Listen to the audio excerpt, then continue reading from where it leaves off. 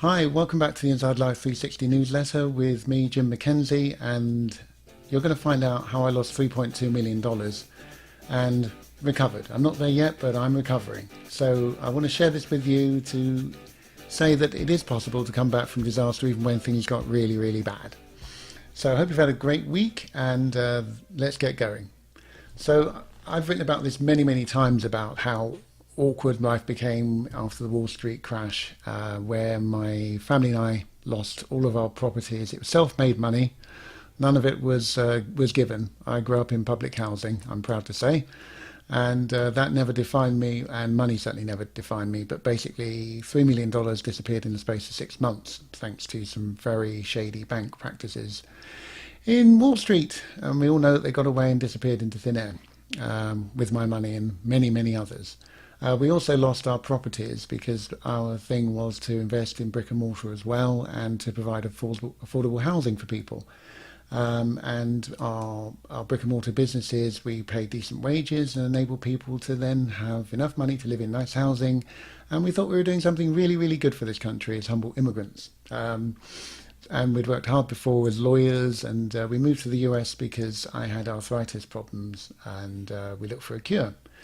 And I'll have to tell you about that the other day because I'm completely cured and I have been now for 15 years, and it was all natural. So I'm diverting, but I'll come back to that in the post another day because that will help a lot of people. But back to the plot.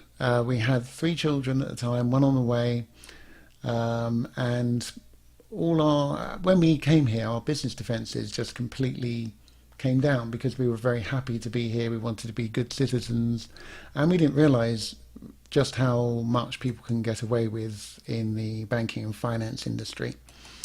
And so our whole portfolio of rental homes went, and it's really difficult because it plays in your mind every so often, and we hit rock bottom. And as I always say, it's not the money that you make that defines you, it's the money you lose and how you recover. And I regard business as being not just about what you do for a living, but your family, because it's a business. Because if I know quite a few of you have met or interacted with Louise and know she's an amazing wife, mum, businesswoman of 7, and she's great at establishing procedures and routines. And I'll talk about her and I get chuffed. But yeah, her routines really enabled us to get through a time when we were really living in a dire position. We stayed together as a family. We took our little children to courtrooms, to business meetings, to the Salvation Army, immigration processes. And then as we started to recover, we took them to business meetings. We couldn't afford childcare and we were going to do it together. And we decided that as we recover, we were going to live our way. And so even our seminars and workshops, and as they grew, it became a feature. It's Jim and Louise and the kids. And to this day, they're very business savvy, they're very self-contained, and it's our greatest achievement, and it's getting better. But the story I wanted to also share is that I have always been a passionate father, and I wanted to, it's something I know I'm good at, and I've been told I'm excellent at, and so, let's believe the hype. And so when we were really at rock bottom, I found a way to get funding to start a non-for-profit called Everything for Dad's Foundation. And that idea was to help fathers from all over the world just become better fathers and men.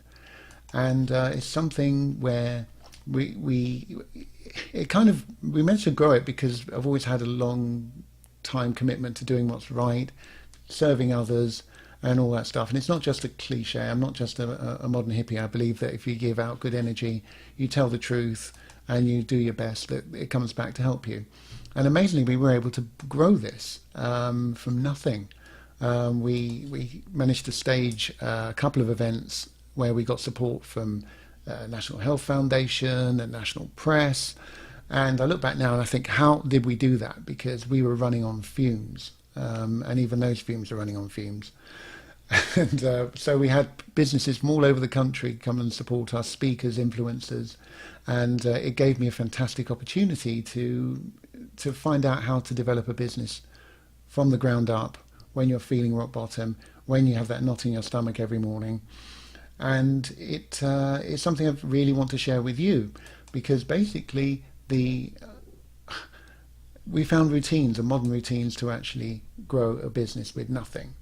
Now, remember, we were living in this 1,200 square foot wooden property, and it was economically depressed area. Everyone had left. It was by the seaside in Florida. There was no business. There was no opportunity. I tried anything to get work, and it was really not happening.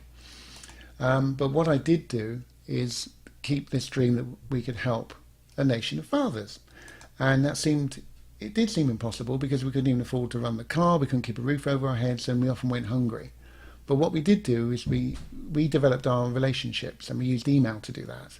That was the only lifeline. We kept that internet alive regardless of what was going on, because that's the only way we could tell people who we were. We couldn't advertise, we couldn't travel, we couldn't go to network meetings, we couldn't go to conferences. We were just homebodies trying to keep this house with frozen air conditioning, a lot, keep it in one piece. And we reached out. We kept going. We got huge support from some of the biggest companies and entertainment companies in the country. We worked with Legoland, we worked with WWE, Orlando Magic, massive insurance companies, and we got celebrities to come and support us as well, from the NFL and from WWE. We did a national event, Everything for Dads, which we got 21 million Twitter hits on one Twitter party. And all that was achieved when we were really bouncing from month to month. So yeah, back to the modern hippie, the universe really reached out and said, "Hey, Jim and Louise, you're doing something right." But what we did is we never forgot the business side of things. Whether it was looking after the kids, whether it was keeping routines, or whether it was me waking up in the middle of the night to defrost the air conditioning. Those were routines were set in stone, and we just had to accept that you have to go through those procedural steps to do it. That's not my strongest point. That's not my skill set. I like to leap in with both feet. I like to keep going. I'm like a locomotive. And Louise is the structural genius in this life. She keeps me structured. She keeps our clients structured. There ain't no way, if Mama says that's what's got to be done, that's what's done. So let's just say it's one of my proudest achievements. Spiritual, personal, whatever you believe in. It was just one of those things that by sharing and by giving and by networking with good people, people with good intentions, we created an amazing hub of businesses and people who are prepared to realize that you have to be part of something in order to grow something. So that's the takeaway, really. It's a bit embarrassing pouring this out on YouTube and iTunes and to people who I hardly know. But let's just say in today's world, you have to be authentic. And that is one thing. You can get things wrong. I've got many, many things wrong. I'm doing a lot of things right now. And I made a mistake this morning. I put the wrong program on my computer and it messed it up for 2 hours. Stuff happens. But the internet does have a positive side. It enables you to find people to speak to sell to interact with, to befriend. But you've got to do your research, or you end up just being just another spammer. There's no magic formula. It's just getting to know you. So I always use this example of how to use the internet effectively. Here's the takeaway for today. If you were at a network meeting with 20 people in a room and you knew a guy called Thad, I don't know why that name came to me, it just came in a dream. But I called him Thad B, and he's someone you really wanted to sell something to. And he's in this room and you think, okay, I've got my business card. You walk over to Thad, say, hey, I see on your name tag your name's Thad. I want to sell you something. I'm really good. I know what I'm doing. Is that okay? Can we do a deal? Now, seriously, would you want to do business with someone like that? I doubt it, unless you're really, really lucky and Thad thinks you're the best thing since sliced bread, you're the new Tesla. I was going to say Uber, but that's not quite the thing. Well, but just say, you're on a roll, he thinks, great, okay, yeah, I want to get to know you. But the likelihood is they're going to think you're pushy, rude, dishonest, something's wrong. You're not going to get anywhere. But if we reboot that example, you have found out about Thad's career, you know what his business is like, and you've used the internet to really work out what might make his life that much better, either on a personal level, on his business level. So you stroll over to Thad and you say, okay, Thad, I heard you really, you're quite an athlete, and I love NFL. What do you think? You find a connection. You engage. You ask him how his business is going, and most people, unless they've got a serious ego, will ask you something about yourself, and that's your opportunity. So listen before you speak, okay? Build a relationship. Sometimes it's easy. I am very curious about people. I find it very easy. What motivates them? And, then if you engage people that way by email and ask them the question and go to the problem they're facing straight out the bat and how you can fix it, then that's going to put them at their ease. If you're not very good about writing and everything else, well, Louise and I are the people to ask. Okay, shameless pitch. But you can still go online and have a look. There's plenty of information. It's cyber stalking, but I call it cyber prospecting. And that will give you really good ways to find out where they are in their business, or if they're a part of a bigger organization, what responsibilities they have. And then you can think about how, or look for something they may have written or something that they're doing currently. Use that as a door opener. Give them a reason to actually want to bother to open your email. Because building a relationship on the internet is just like building a relationship in real life. You can't rush if you want a long-term relationship, in life or in business. Louise and I are that exception because we met and married within 2 months and had our first child 9 months after. But I'm giving away all our secrets here. But no, that doesn't really happen. That's the magical Thad B situation. Love at first sight.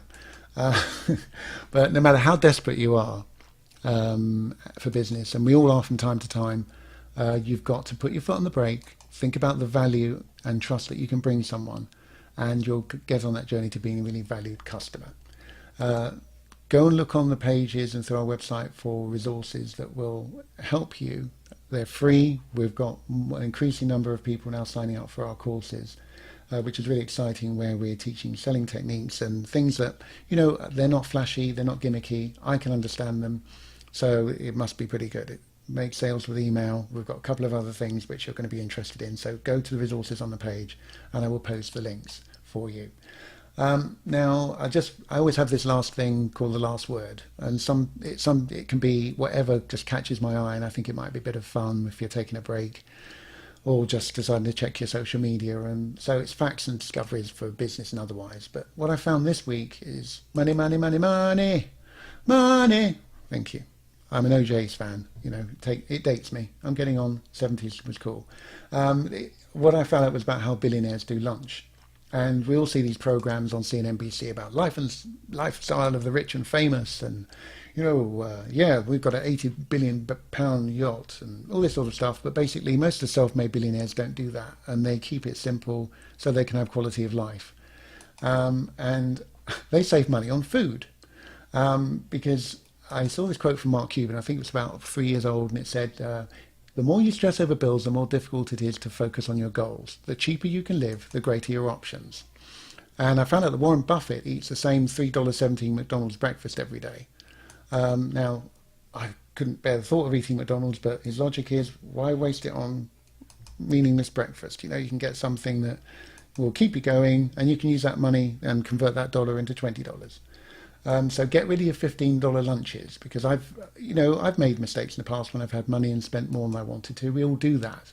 But the more you complicate yourself with spending, the less enjoyable your life becomes. And don't bring more unnecessary things into your life, because, the less you have to worry about, the richer you become in the ways that matter. And to be creative when you're under money stress is really, really difficult. Now, having said that, money stress can be good because you find how you're going to survive, how you're going to hustle, how you're going to dig. And you find those aha moments when you think, hey, I know the answer, and you're going to go for it because you have no choice, because you're going to go hungry. But I'd be interested to see whether you find stress something that stimulates your activity, whether it makes you feel better. What level of stress really turns you into that machine where you go looking for answers? Okay, please let me know. You can email us anytime. Okay, support. You can go to editorial@insidelife360.com, message us through Facebook, whatever you want to do. I'd love to find out that, and feature you on the show, because we're also going to be promoting people who watch and listen and read our newsletters. So the question is, what do you think? More money, more problems, or less mess, less stress? Tell me your opinions and I'll feature them on the show. Last couple of things are on the newsletter, which is Paul McCartney, yay, Hey Jude is turning 75. And you'll also see a funny little video that we found of the Costa Rican. I'm like, oh no, I'm giving it away. I was going to do a teaser, but okay, is a president who swallowed a live wasp, and it's not the one who you think. Okay, so I hope you're enjoying the newsletter, the audio, the video, whatever engages. I'd love to find out more about you, how we can help you, either on a professional basis or just as friends or just promoting what you do. You know where to find us. It would really be a great honour for me to do that. And I mean that most sincerely, folks. So, so I hope all's good with you. And until next time, it's Jim McKenzie here. And in the meantime, keep on living your dream.